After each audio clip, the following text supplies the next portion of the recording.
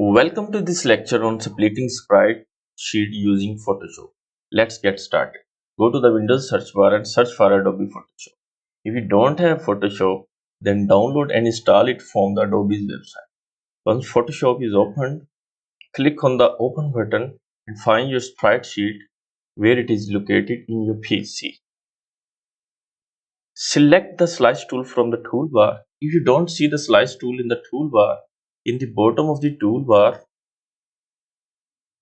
click three dots and select Edit Toolbar. The tools which are present in Extra Tool list don't show in the toolbar. Drag them to the toolbar so that it appears in the toolbar panel and save. Now select the Slice tool, left click and select the Sprite sheet. Right click on the Sprite sheet and go to the Divide Slice option. Check the horizontal box and add 26 rows. Check the vertical box and add 16 columns.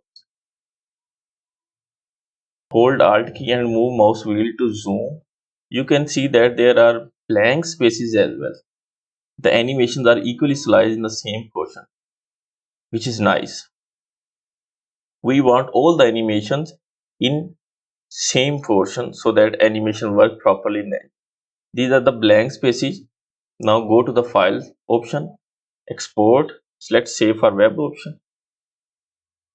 Make sure that PNG24 is selected and transparency box is checked because we want the images without background. Hit the Save button and add FR as prefix for our images.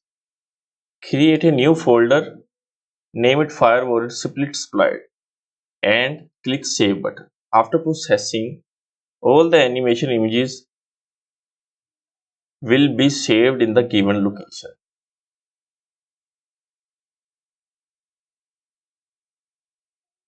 Open the folder where sprites are saved and check the animation. You can see there are some blank slices of the pics which were blank in the sprite sheet. We only cut the animation which is required for our specific animation.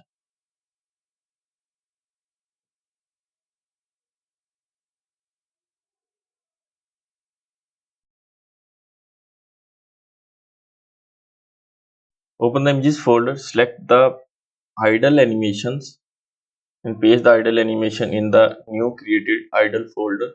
Increase the size of the icon.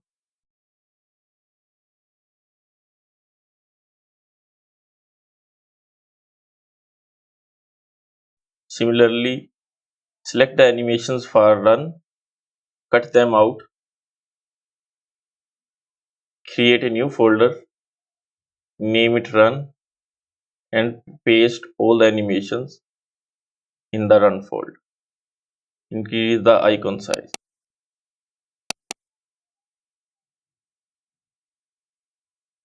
I have created all the animations folder for you.